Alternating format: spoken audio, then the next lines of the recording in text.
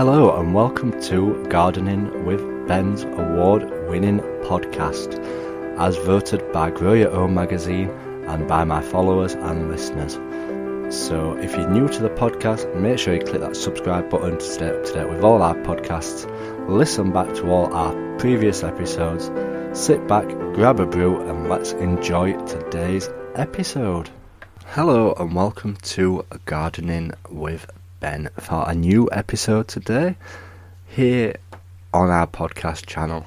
I hope you're all well and getting ready for the new year. So around now we are going to be talking about clean and get cleaning.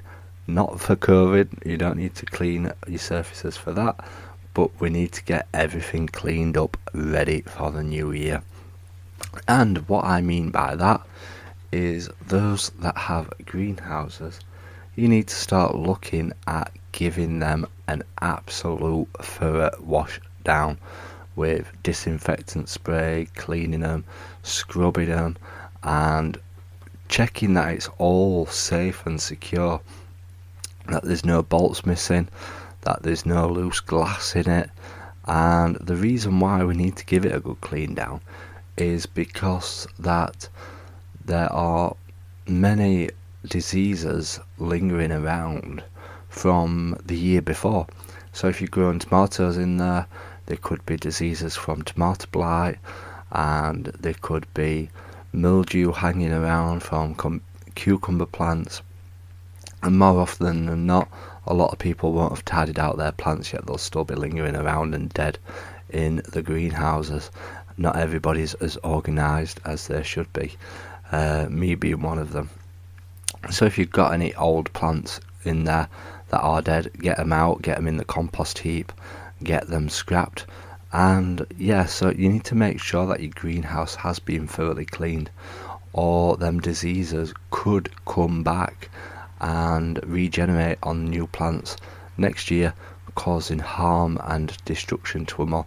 And you don't want to go losing all your plants that you're sowing all your seeds in there. They could spread to the seeds, the diseases from the plants what have been in there before, and they might be like grubs hiding around, hidden in the window frames, and anything could be lurching around in your greenhouse. A lot of stuff obviously goes into hibernation in the winter times, so it's good to get it a good clean out. And when I mean a good clean out, the best way to do it is actually get a hose pipe inside your greenhouse and just blast the glass with water and clean it and wash everything out what's hiding around in between the glass pieces. Obviously don't have it on too much pressure. You don't want to blow the glass windows out of the greenhouse, and I don't want people saying, "Gardening with Ben, you owe us some glass now." Definitely not. Disclaimer there. So we have got lots of stuff to be cleaning in the greenhouse. And when it comes to cleaning as well, you need to start looking at cleaning all your plant pots out as well, because again, diseases can hang around them. So get some hot soapy water, wash them for clean off any old soil what's hiding around in them, any cobwebs and stuff like that. Give them a good wash. If you've got a partner down there that doesn't do much, that just sits around, get them doing the washing and get them doing the cleaning in there. And if you've got a dishwasher, sneak them in there. That's if the dishwasher's safe, that is. Don't go blaming me if they melt. But give them all a good clean. And obviously now you're not growing as much at the moment. You're going to be starting next month with your onion seeds and your leek seeds and stuff like that, and tomato seeds if you start them off early. But you need to be looking at getting everything nice and clean ready before you even think about sowing any seeds, because that one bit of disease what could be hiding around could be the one bit of disease that kills all your plants off, and you certainly don't want that. So get on and clean all that. And the same goes if you've got a polytunnel. I've got a polytunnel and it does go grimy. It does go green, the skin, from the condensation and from the plants. So every year I tend to get my disinfectant spray out and I spray it all, I scrub it all, and then I get the hose pipe on it inside it and wash it all off and give it a really good clean. And I don't know why, but maybe that's probably why this skin on my polytunnels lasted about 10 years. Every year I keep thinking I'm going to have to buy new skin at some point. It's going to disintegrate and come off, and I'm going to have to get a new skin for my polytunnel. But each year it keeps on lasting, every single year. I have got a split in it, but I've got some polytunnel tape on that and it just holds it. So yeah, it's lasted me absolutely forever, and I really don't know how. I've not got no DIY skills, and you certainly know that from my fences falling down all the time and stuff like that, and how straight all my beds are, and my cutting's not very brilliant when I'm building stuff. But this polytunnel skin has stayed on. It has absolutely amazed me at how long it has stayed on. And once you've done all that, then you are pretty much safe to start sowing all your seeds for January and getting all them ready for growing. So we're going to be talking in the next few episodes of what to sow in January, so make sure you do subscribe and you'll get notified when that episode launches. And it's good because I always see January as a fresh start on the allotment. Whether you've had a bad year the year before and you've not done that well on your plot, you can start again. You can dig it all over, clear the plot, make it look good, make it look empty, and start a fresh new page. And then you can make it look how you want it to look for that year to come. And I'm certainly doing that next year, because I've not had a good year on the plot this year.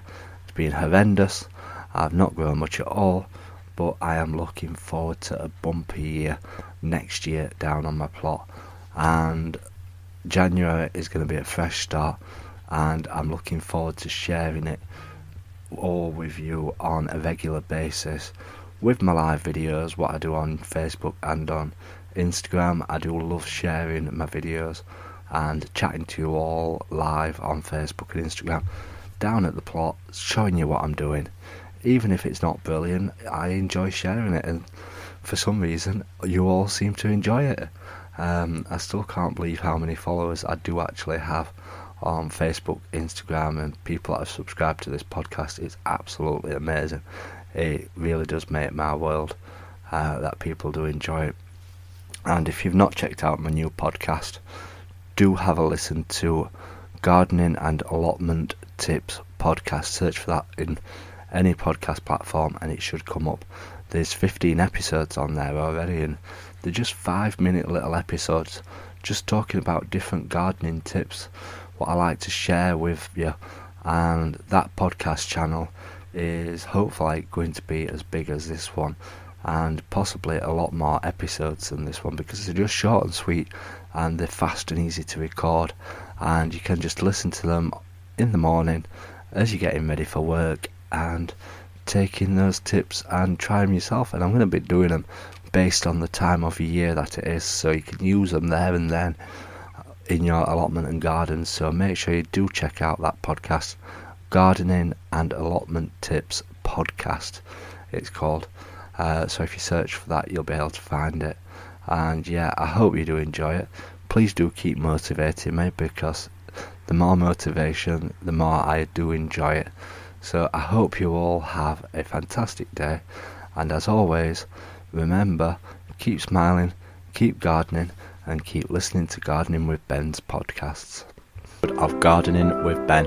We hope that you've enjoyed this episode. Remember to do click that subscribe button to stay up to date with all our podcasts. Feel free to share them on your Instagram stories so that it spreads the word about my podcast and we get lots more listeners. Feel free to check out my social media sites, Facebook and Instagram as well, Gardening with Ben, and also my YouTube channel, to stay up to date with all my handy videos, how-to videos, and sharing my tips and advice. And feel free to check the link as well in the description for my Gardening with Ben t-shirts. Lots of funny gardening design t-shirts in there for you to purchase at great prices too. So thanks again, and as always, remember, keep smiling and keep gardening.